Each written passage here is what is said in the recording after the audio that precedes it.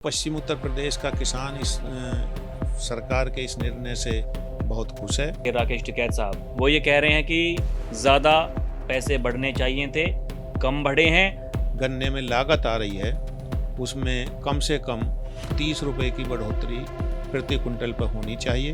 उन्होंने कहा कि एक तरफ आप योगी जी का चेहरा लीजिए, एक तरफ आप अखिलेश जी का चेहरा लीजिए और लोगों से पूछिए कि लोग किसके साथ में हैं। विपक्ष का तो काम होता है सत्ता पक्ष अगर कोई भी निर्णय लेता है उसकी आलोचना करना। जयंत चौधरी जी की एक मुख्य भूमिका है, चाहे किसी भी धर्म के हों, किसी भी जाति के हों, जो अराजक तत्व हैं उनके साथ राष्ट्रीय लोकदल कभी खड़ा नहीं रहता। जो जिस भाषा में समझेगा उसको उसी भाषा में समझाएंगे, लातों के भूत बातों से मानते नहीं। अब देखिए, अभी तो शुरुआत है, आगे आगे होता है क्या। दर्शकों नमस्कार, डीएनपी इंडिया में आपका स्वागत है। मैं हूं आपके साथ राहुल चौधरी और हमारे साथ राष्ट्रीय लोकदल के राष्ट्रीय प्रवक्ता चौधरी अजय वीर सिंह जी मौजूद हैं। दर्शकों, लोकसभा चुनाव से पहले यह कहा गया था कि गन्ने का भाव 400 हो जाएगा, इसलिए हम 400 पार सीटें मांग रहे हैं। 400 पार सीटें तो नहीं हुई, लेकिन गन्ने का भाव 400 जरूर हो गया है। और उसके बाद में एक गजब ही माहौल पश्चिमी उत्तर प्रदेश में खासकर हमें दिखाई दे रहा है। और चाहे वो बीजेपी के नेता हों या फिर राष्ट्रीय लोकदल के नेता हों, वो ये कह रहे हैं कि ये जो गठबंधन है, एनडीए सरकार, डबल इंजन सरकार जो है, ये किसानों को सर्वोपरि रखने वाली सरकार है।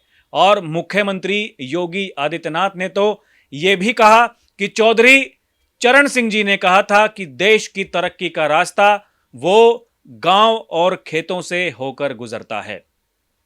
अब चौधरी साहब से बात करेंगे, ये जानने की कोशिश करेंगे कि आखिर इतना समय कैसे लग गया, क्योंकि बहुत दिनों से ये प्रयास किए जा रहे थे और एक लंबा समय हमने देखा कि लोग काफी आस के साथ में इंतजार कर रहे थे, लेकिन देर आए दुरुस्त आए। चौधरी साहब क्या कहना चाहेंगे? राहुल जी, देखिए, लोकसभा के 2024 के चुनाव में हमारा एनडीए से गठबंधन हुआ था और जब जयंत चौधरी जी ने एनडीए से गठबंधन किया था तभी उन्होंने ये घोषणा की थी कि इस बार भारतीय जनता पार्टी के जो सरकार है उससे बात करके किसानों को उसके गन्ने का वाजिब मूल्य दिलाया जाएगा। और आदरणीय जयंत चौधरी जी ने कहा था कि गन्ने का भाव 400 कराया जाएगा। मैं बधाई देना चाहता हूं उत्तर प्रदेश के मुख्यमंत्री जी को, आदरणीय जयंत चौधरी जी को, कि उन्होंने जो कहा वो पूरा किया। हमारे सारे एमएलए, हमारे जनप्रतिनिधि सारे योगी आदित्यनाथ जी से मिले थे और उनसे ये मांग की थी कि जिस हिसाब से गन्ने में लागत आ रही है उसमें कम से कम 30 रुपए की बढ़ोतरी प्रति कुंटल पर होनी चाहिए। और यशस्वी मुख्यमंत्री जी ने उनकी बात को माना और 30 रुपये प्रति कुंटल की बढ़ोतरी करके जो पश्चिम उत्तर प्रदेश का गन्ने का किसान था उसके जीवन में मिठास घोलने का काम किया। अब देखिए, एक राजनीति अलग से शुरू हो गई है। कई विपक्षी नेता और जो देखिए किसान संगठन के नेता हैं, भारतीय किसान यूनियन के राकेश टिकैत साहब, वो ये कह रहे हैं कि ज़्यादा पैसे बढ़ने चाहिए थे, कम बढ़े हैं और जो लागत है किसानों की वो ज़्यादा आ रही है, अभी भी गुंजाइश है और जो भाव हैं वो ज़्यादा होने चाहिए, ये कम है। देखिए, विपक्ष का तो काम होता है सत्ता पक्ष अगर कोई भी निर्णय लेता है उसकी आलोचना करना, तो निश्चित रूप से वो भी अपना काम कर रहे हैं। लेकिन 30 रुपये भी बढ़ोतरी जो है गन्ने की वो इस हिसाब से काफ़ी है, लेकिन मुझे लगता है कि अगली बार गन्ने का भाव 400 पार हो जाएगा। हाँ, मतलब 400 तो हो ही गया, अब तो 5 रुपये भी बढ़ाएंगे तो 400 पार हो जाएगा। लेकिन बड़ा सवाल एक और भी है कि लोग ये कह रहे हैं कि इतना समय क्यों लगा। जब पिछला जो पेराई सत्र था, लोग ये उम्मीद लगाए बैठे थे, क्योंकि केंद्र में तो एनडीए की सरकार थी, उत्तर प्रदेश में भी एनडीए की सरकार है, तो इतना समय क्यों लग गया? क्या प्रयास जो आप कर रहे थे उसमें कुछ कमियां रह जा रही थी? बात कैसे नहीं बन पा रही थी? नहीं, ऐसा नहीं है। एक समय होता है किसी भी चीज़ के होने का, और निश्चित रूप से 2025-26 का जो ये पेराई सत्र अब शुरू होने वाला है, उससे पहले गन्ने का रेट डिक्लेयर हुआ है। और जहाँ तक भुगतान की बात है, उत्तर प्रदेश में सबसे ज़्यादा भुगतान पिछले कई सत्रों में सरकार द्वारा किया गया है। गन्ने का किसान पहले कई कई साल तक उसका भुगतान नहीं होता था, रेट उसका नहीं बढ़ता था।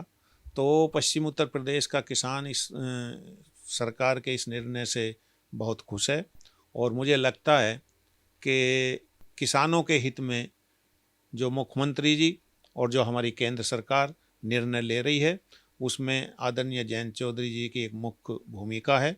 जयंत जी किसानों की जो भी समस्याएं हैं वो सरकार में रखने का काम करते हैं, सरकार से उनका ध्यान आकृष्ट कराने का काम करते हैं, और उसी का नतीजा है कि अभी 30 सितंबर को केंद्र सरकार ने रबी की फसलों में जो गेहूँ, जौ, ज्वार, चना, मसूर में बढ़ोतरी करने का काम किया है, और अब गन्ने के मूल्य में भुगतान बढ़ाने का काम किया है।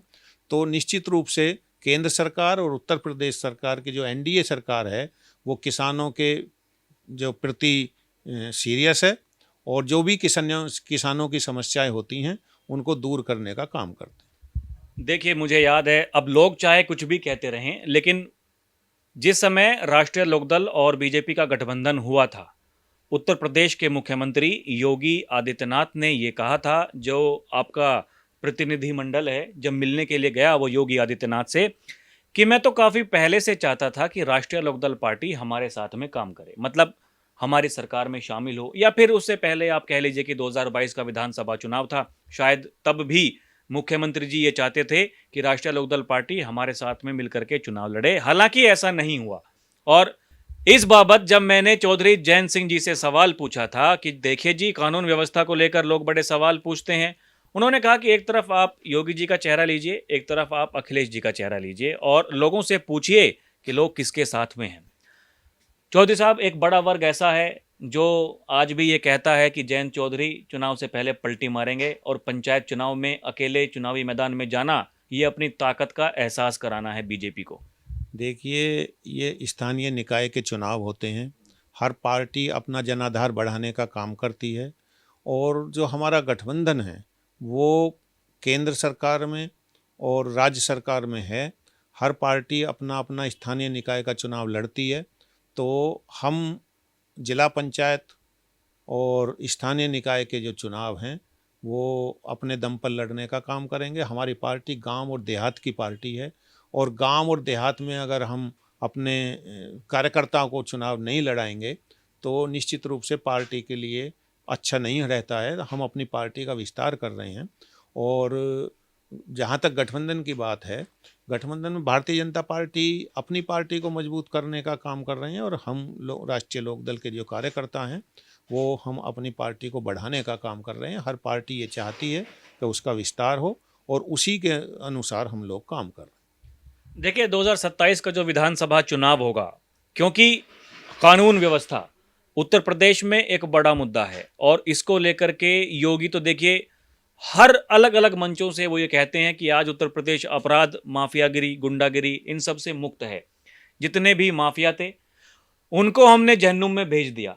अब अगर कोई राह चलते राहगीरों से छेड़छाड़ करने की कोशिश करेगा, व्यापारी बेटी की सुरक्षा में सेंध लगाने की कोशिश करेगा, तो फिर या तो उसके लिए नर्क का द्वार खुल जाएगा या फिर जहन्नुम का टिकट उसका बुक कर दिया जाएगा।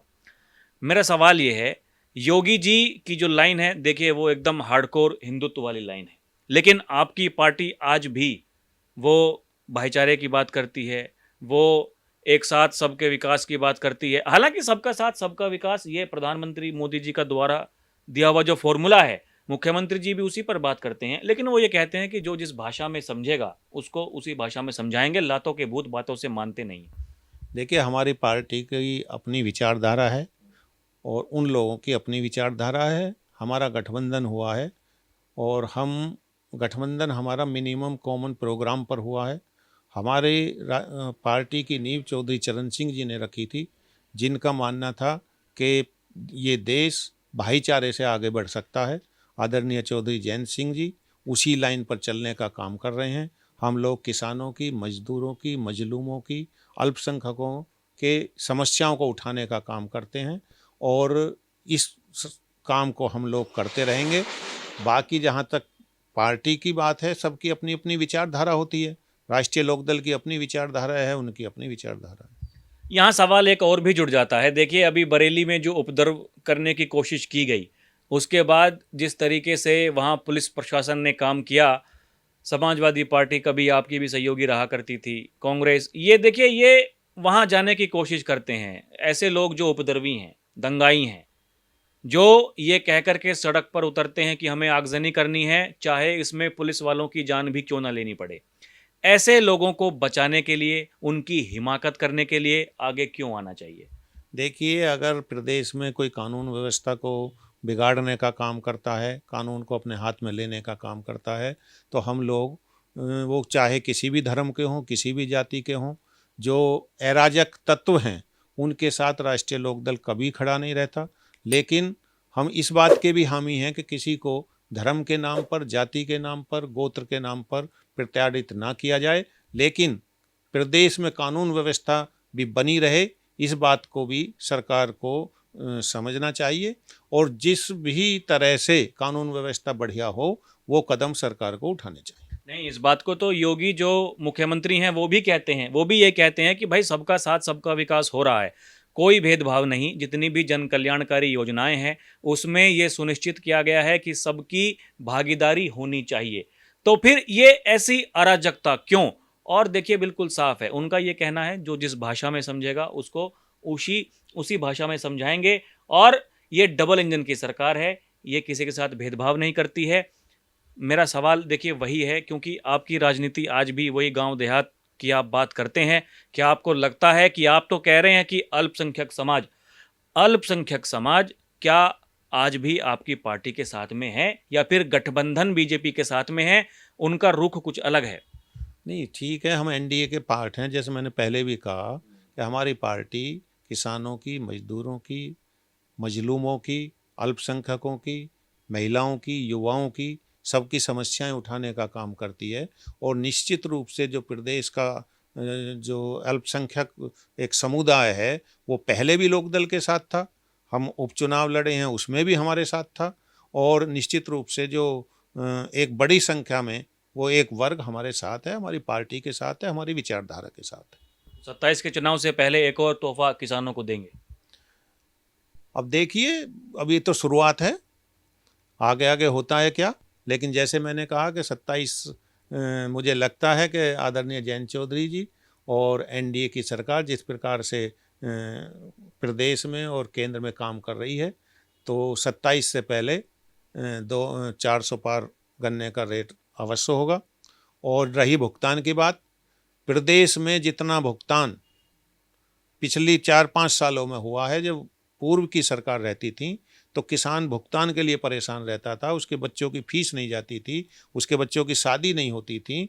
लेकिन एनडीए की सरकार ने पिछले कई सत्रों में एक रिकॉर्ड तोड़ किसानों को गन्ने का भुगतान कराने का काम किया है। जो 2-4 मिल हैं जो जिन पर किसानों का बकाया है, उस पर योगी आदित्यनाथ जी ने, आज भी मुख्यमंत्री जी ने कहा है कि हम सख्ती करेंगे और कोशिश करेंगे कि किसान को समय से उसके गन्ने का भुगतान हो। चौधरी साहब, बहुत बहुत धन्यवाद हमसे बात करने के लिए, हमें समय देने के लिए। जी, बहुत बहुत धन्यवाद आपका। तो दर्शकों, अभी के लिए इतना ही। आप देखते रहें डीएनपी इंडिया, हर खबर भरोसे के साथ। कैमरा पर्सन प्रिया के साथ मैं राहुल चौधरी, नमस्कार।